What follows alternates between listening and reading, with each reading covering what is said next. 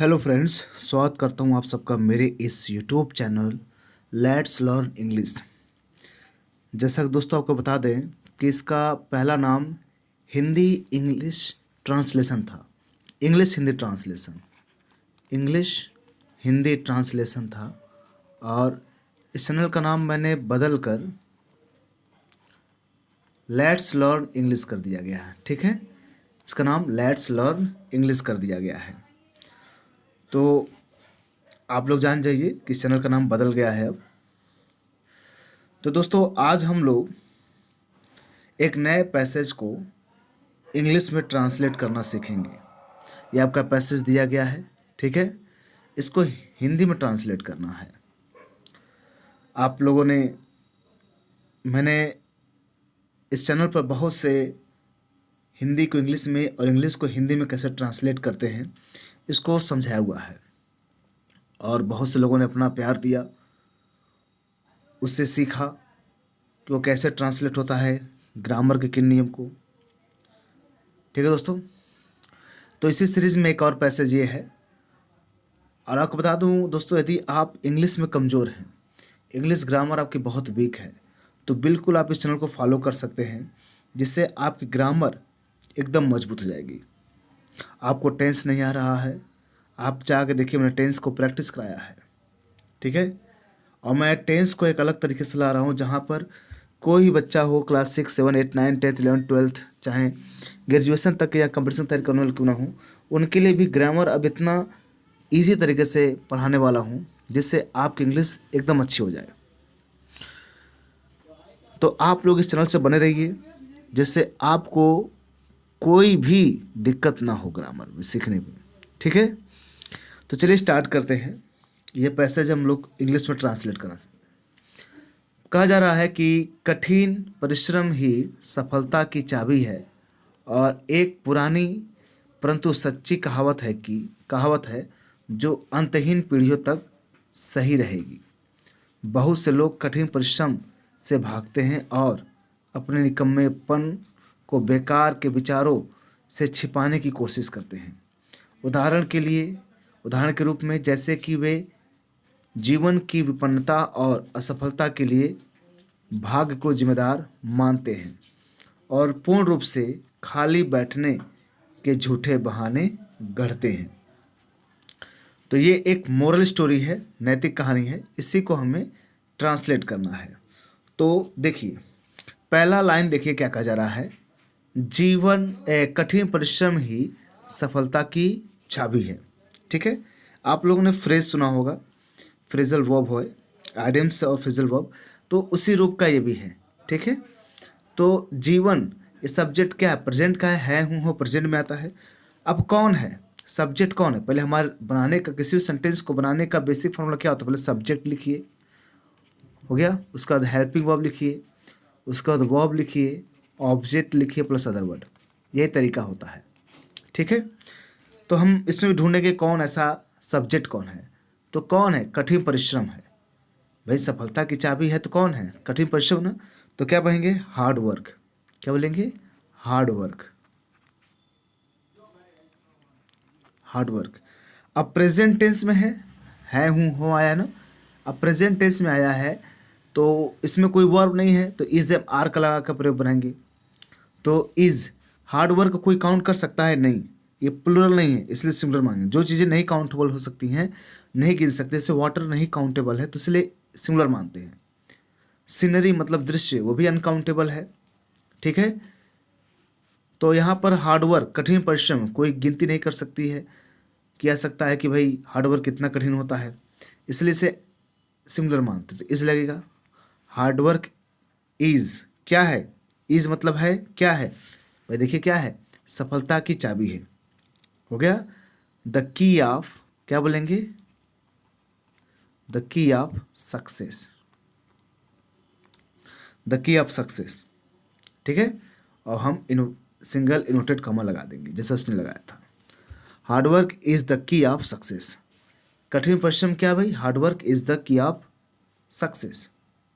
यानी हार्डवर्क क्या है, इज मतलब है 10 की, मतलब चाबी है ऑफ सक्सेस की, सफलता की। आगे देखिए क्या कहा जा रहा है। इसको साफ कर दे ताकि आपको भी समझने में आसानी हो। ठीक है,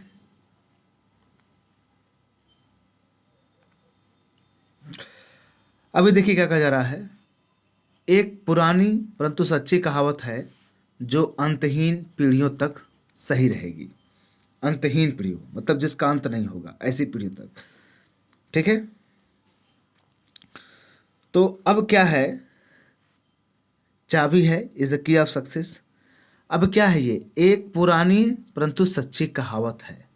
हो गया, मतलब ये कहानी है, एक पुरानी कहावत है लेकिन क्या है, सच्ची कहावत है। पहले इस लाइन को देखिए, एक पुरानी परंतु एक सच्ची कहावत है। इसी लाइन से लिंक हुआ है, इसी लाइन से क्या हुआ, लिंक हुआ है। कठिन परिश्रम ही सफलता की चाबी है। तो ये पूरी कहानी क्या है, एक है, क्या है, सच्ची कहावत है, परंतु क्या है, पुरानी है। ठीक है, तो इस मतलब क्या है, ये पूरी कहानी जो है क्या है। अब यहाँ हम इज लगा देते हैं, क्यों, क्योंकि पूरा सब्जेक्ट हो गया, क्योंकि पूरा ये सब्जेक्ट हम मान लिए ना इसको, क्योंकि hard work is the key of success, कठिन परिश्रम ही सफलता कुंजी, एक सब्जेक्ट है। अब इसको क्या कहा जा रहा है, ये एक सच्ची कहावत है। इस मतलब है, क्या है ये, मतलब ये पूरी लाइन है। इस मतलब है, क्या है, एक पुरानी सच्ची कहावत है। एन ओल्ड, एन क्यों लगा है, क्योंकि वॉवेल है ना, ओ बोलना है, ओ बोलना है तो ओ के पहले एन लग, क्योंकि आपको बताए हैं, आर्टिकल मैंने पढ़ाया है। आप देखिए कहाँ ए या एन लगते हैं, तो एन लगे क्योंकि ओ बोल रहे हैं ना, ओ। ठीक है, वावेल स्वर की ध्वनि आ रही है। एन ओल्ड, एक पुरानी, लेकिन परंतु क्या है, सच्ची है। बट ट्रू, ट्रू सच्ची, क्या है भाई, कहावत है। ट्रू सेइंग, सेइंग मतलब कहावत है। ठीक है, ट्रू सेइंग यहाँ पर हो गया। Hard work is the key of success हो गया, मतलब ये पूरी लानी जो सब परिश्रम, कठिन परिश्रम सफलता की जो कुंजी है, ये क्या है, इज है, क्या है, एन ओल्ड, एक पुरानी, बट लेकिन, ट्रू सेइंग है, यानी सच्ची कहानी है ये। लाइन क्लियर हो गया आपको।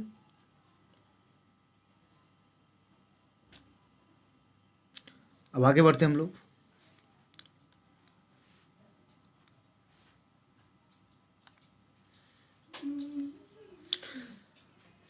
जो अंतहीन पीढ़ियों तक सही रहेगी, अब सही रहेगी। ठीक है, अब रहेगी मतलब फ्यूचर में चला गया, क्यों, रहेगी फ्यूचर में चला गया। कौन, जो, मतलब एक कहानी है ये। अगर जो आ जाता है उसके लिए क्या अर्थ लिखेंगे, जो हो गया। तो जब नेगेटिव, जब कोई निर्जीव चीज़ होती है जिसको हम छू नहीं सकते, या फिर कोई वस्तु होती है, उसके लिए हम कंजक्शन जो होता है उसके लिए विच लगाते हैं। क्या लगाते हैं, विच, विच लगाते हैं, विच कंजक्शन। ठीक है, विच मतलब होता जो, हो गया, विच हो गया। उसके बाद ये सब्जेक्ट का हुआ, सही रहेगी, हेल्पिंग वर्ब लगाएंगे ना, रहेगी, तो which will remain, will remain, remain, remain सही से लिखता हूँ मैं,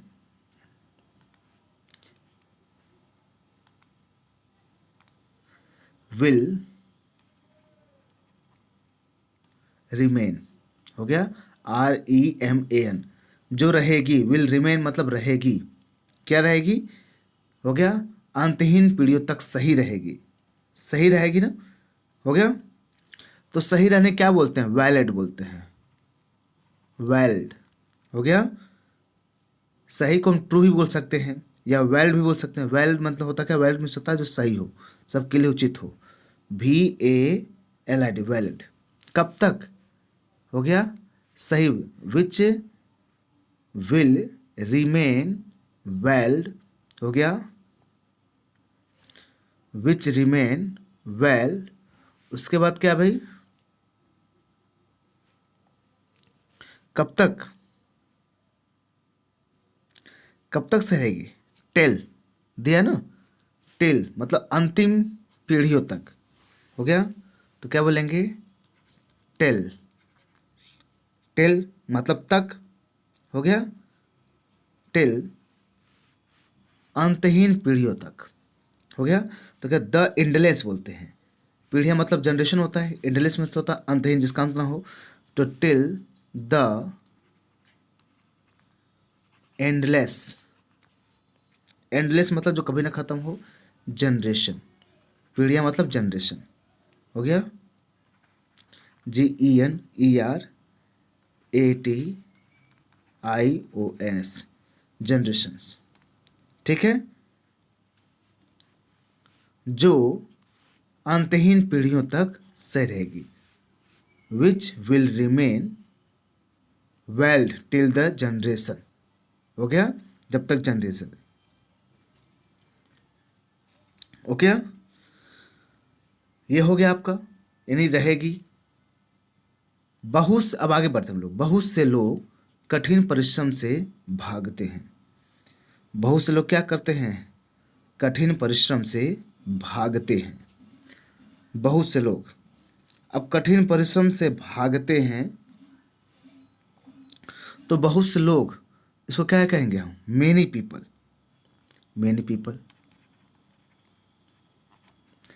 मतलब बहुत से लोग, मेनी पीपल हो गया, ओके।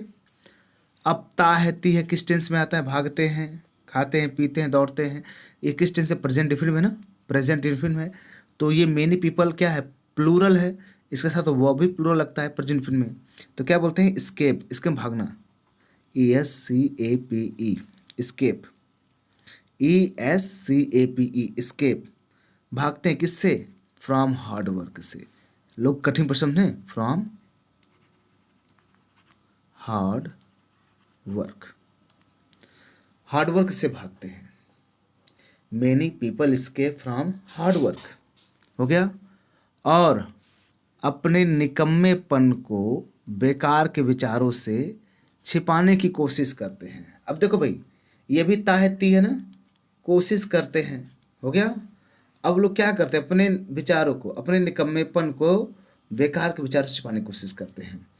तो यहाँ पर सेंटेंस वही है, सब्जेक्ट, क्योंकि बहुत से लोगों की बात हो रही है, वही लोग भागते भी हैं, वही लोग कोशिश भी करते हैं छिपाने की, तो वही लोग, तो सब्जेक्ट तो वही रहेगा, many people escape from hard work, and क्या कहेंगे, एंड मतलब और, कोशिश करते हैं, क्या करते हैं, ट्राई, ट्राई होगा, क्या करने की, टू, दो वर्ब है ना, ट्राई टू, हो गया, वेल, वेल VEIL, वेल, छिपाने की, ट्राई टू वेल VEIL, यहाँ हाइड करेंगे, हाइड मतलब भी छिपाना होता है, उससे कोई दिक्कत नहीं, हो गया।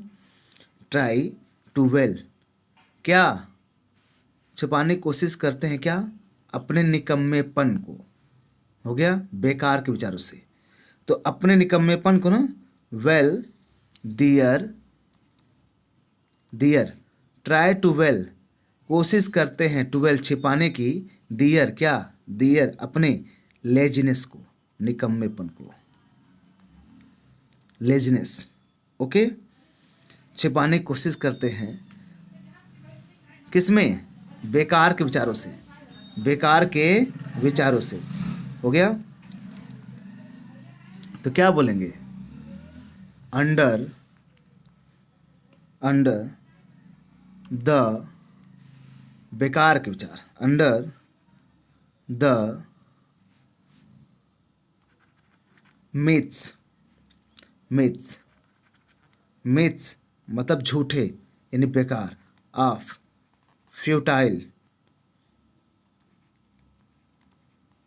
फ्यूटाइल थॉट्स,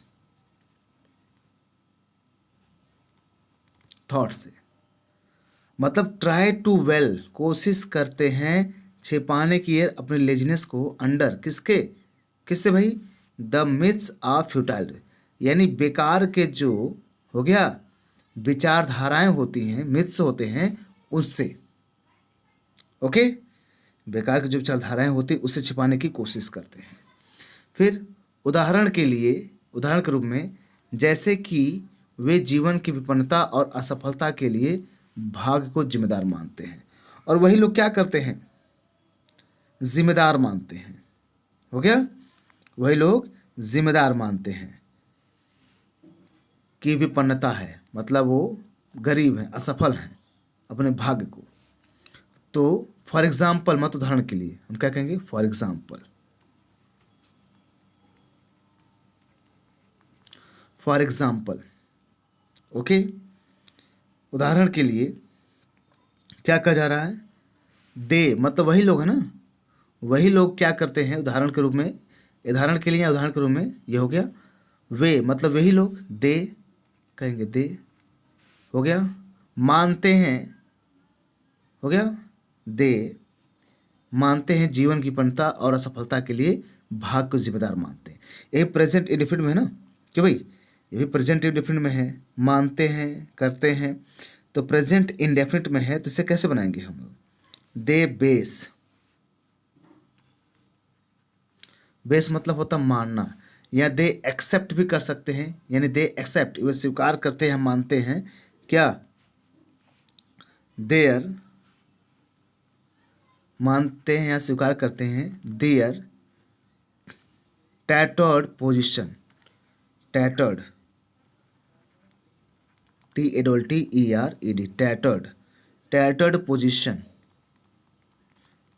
टैटर्ड पोजिशन में क्या होता है, विपन्नता, हो गया, की स्थिति, विपन्नता की स्थिति, किसकी, लाइफ की, जीवन की, of life, their tattered position of life, हो गया, जीवन की विपन्नता की स्थिति, हो गया, एंड और किसका, और फेलियर का, FAILUR, एंड फेलियर, असफलता की,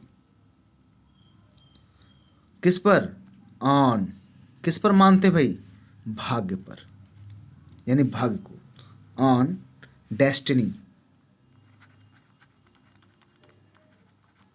DESTINN, हो गया, NY, डेस्टिनी को, डेस्टिनी पर ये मानते हैं।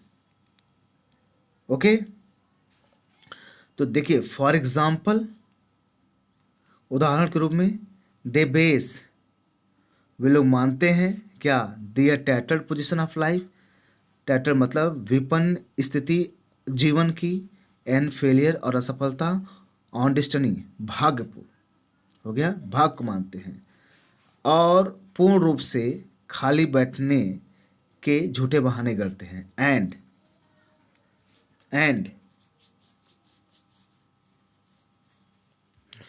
पूर्ण रूप से खाली बैठने के झूठे बहाने करते हैं, झूठे बहाने गढ़ना, ओके, इसको क्या कहेंगे, झूठे बहाने गढ़ना, यानी कि लेम लगाना, लेम एक्सक्यूज करना, ओके। तो क्या कहेंगे हम, turn,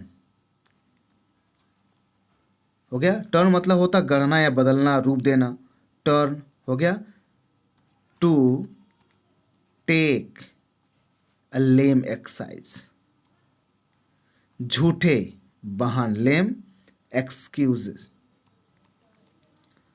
lame excuse, turn to take, और वो गढ़ते हैं, टेक अ लेम एक्सक्यूज, एक झूठे बहाने, हो गया, झूठे बहाने, कैसे, फॉर सिटिंग बैठकर,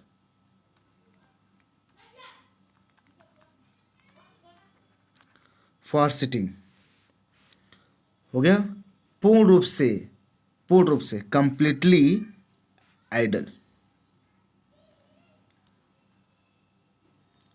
PLETELY, कंप्लीटली आइडल, हो गया, पूर्ण रूप से खाली, कंप्लीटली आइडल, यानी वो गढ़ते हैं, लेम एक्सक्यूज झूठे बहाने, फॉर सिटिंग बैठकर, हो गया, पूर्ण रूप से कंप्लीटली आइडल, ओके।